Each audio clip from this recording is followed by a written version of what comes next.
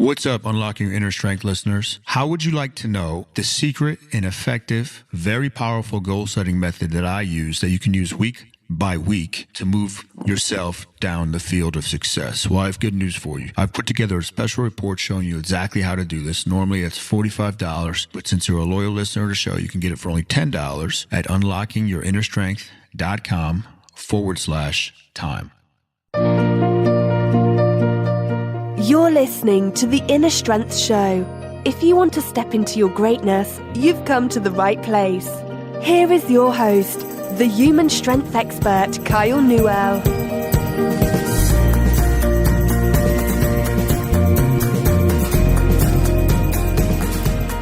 What's up, everybody? It's Kyle from Unlocking Your Inner Strength. Once again, I've changed the website name to kylenewell.com, so that's something to keep an eye on. For now, though, it still forwards you over to the original content. So I have some other cool stuff I'm working on. That's the reason for the change. As always, thank you for tuning in. Thank you for spreading the word about the podcast. I think we're up and over 23 reviews, so that's awesome. If you have not had a chance to leave a review on iTunes yet, please take the time to do so. That'll help us out greatly, help me out greatly. What I want to go over today in under 15 minutes for you is how fat loss really happens. There's so much misinformation about fat loss out there that it really takes away valuable time from people and makes people disheartened. When I did my first bodybuilding show in 2004, I was guided by somebody that did not know what they were doing. You have to understand that bodybuilders are excellent typically at getting results for fat loss. They have a definite deadline. They take extreme measures. However, most people that coach bodybuilding or former bodybuilders, even though they get the results, they just use volume and intensity, and they're ignorant really with how they apply everything. So this guy had me eating, I think it was 1,500 calories a day for 4 months, 0 cheat meals. I did not cheat one time. I remember when I was allowed to have a tablespoon of honey a week out from the show, and I thought it was like heaven. So eating 1,500 calories, I was doing about an hour of cardio, quote unquote, per day. And I was also training with the weights, 5-6 days a week. And I was miserable. I got really lean. I got ripped. I took second place to a guy that became a national level bodybuilder. Had a great experience, great memories. But after that, in the next couple of years, because I didn't learn yet, I packed on fat like you would not believe. I could eat a normal amount, but I would put on 30 to 40 pounds after each show within a week. And it got pretty dangerous. And it was just because people have messed around my body, I allowed them to, since I didn't know any better.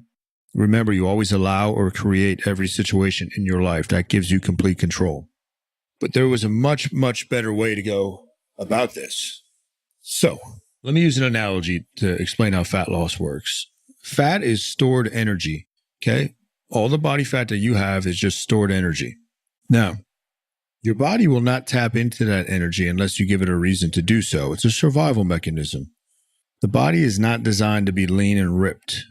Being ripped was a detriment to your survival. If you look at evolution and history, when we would come up to periods of famine and starvation, I should say, people that had the least amount of body fat were the least likely to survive because they didn't have as much stored energy to sustain them.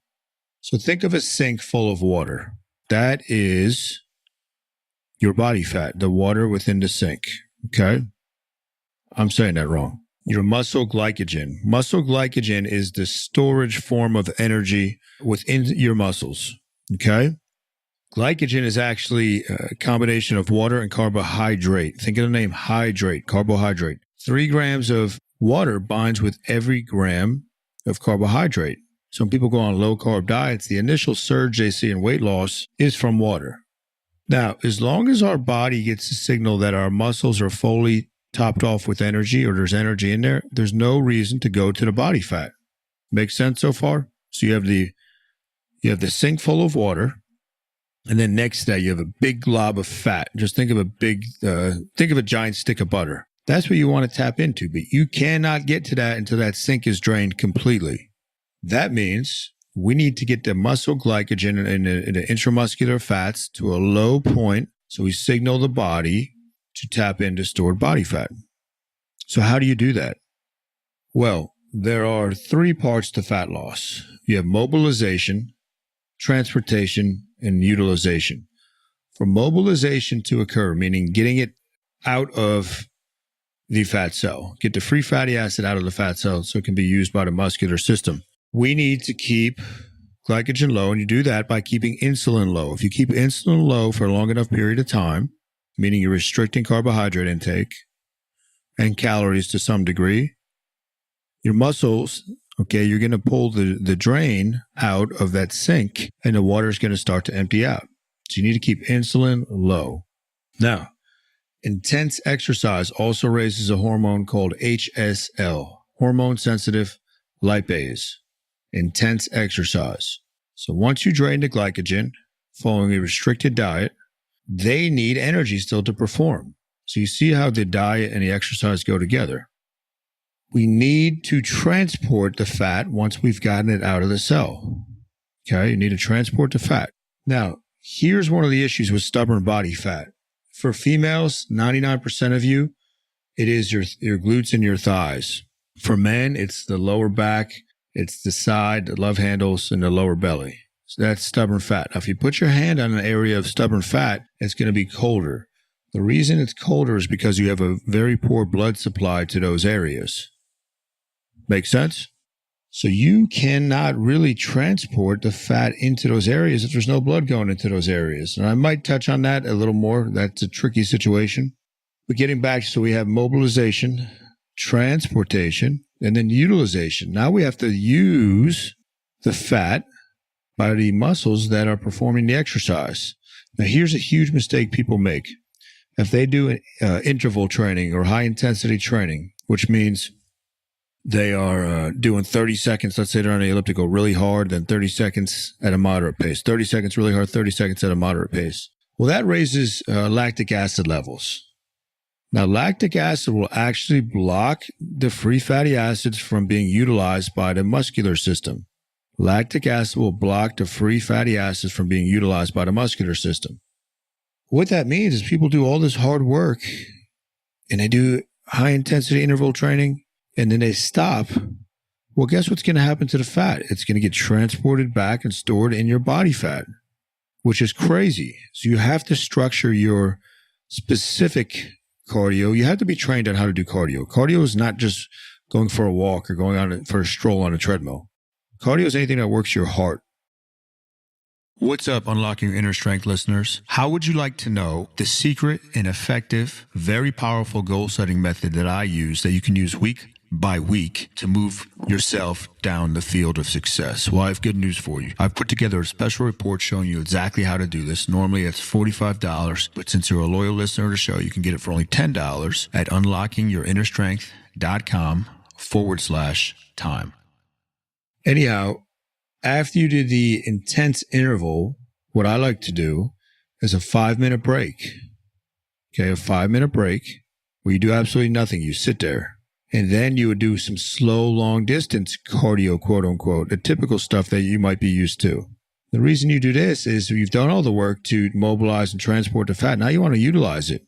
So get lactic acids back down to being low, then go at a nice brisk or moderate pace where you still have your breath. I like to go for 20 to 40 minutes and let those muscles utilize the fat that you work so hard to get out of the fat cells.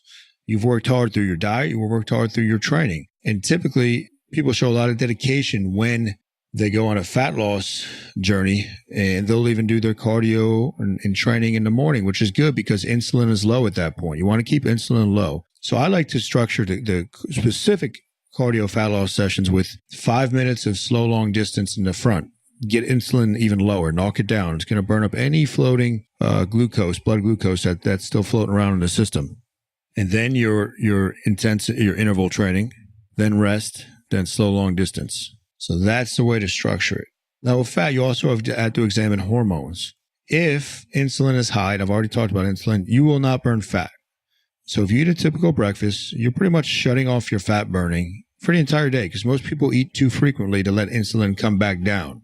Now, with my diet and what I do with nutrition is the whole goal of it, big goal of it is for mental alertness and keeping my insulin levels low. So I eat twice a day, as you know, or maybe you don't know. The first meal I haven't eaten yet, and this is 12:45 as I record this. I'll eat between 1 and 2 probably. That's usually what it is most days. And that's usually a protein and fat-based meal. Then I'll eat again at night, 9 or 10 o'clock, and that's where I'll have some carbohydrates. So the majority of the day, my insulin's staying very low.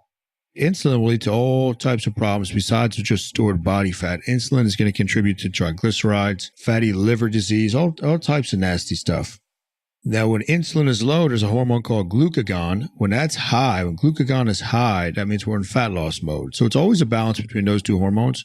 We want it to be glucagon dominant if we are going to get into our stored body fat.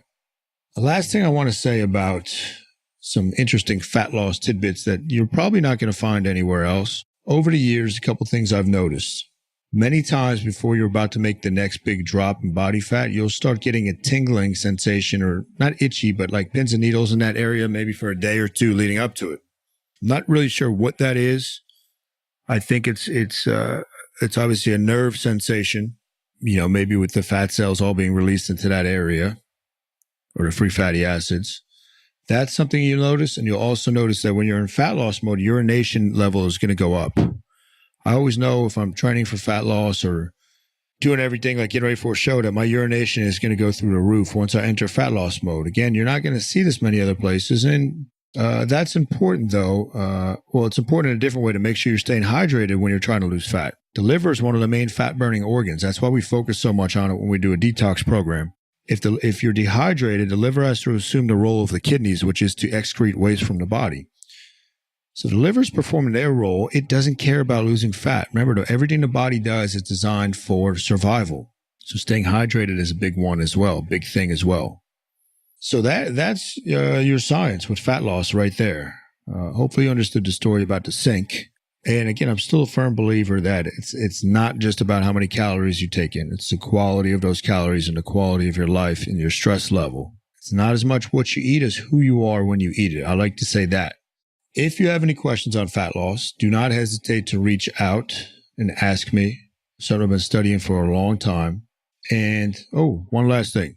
You have a set point with body fat and body weight. Your body is not going to want to go outside of that set point. When it does, there's very, very few people that can sustain and maintain what they've accomplished, but they obsess over it. And that's not how you want to live. So your set point, know where it is. I know for me, my set point is anywhere between, let's say, 250 pounds and 235 pounds. When I try to go below 235, I'm going to have to fight to get there. All right. So that's something to remember. Thanks again for listening. Please leave a review on iTunes. I could see who left a review, so thank you. I think Mike Candell was the last one to leave one. Thank you for everybody that's done that. Keep coming back to check out more. Share it with somebody. Also, for those of you that are interested in the mastermind I'm going to be running in October, you can go to unlockingyourinnerstrength.com/mastermind.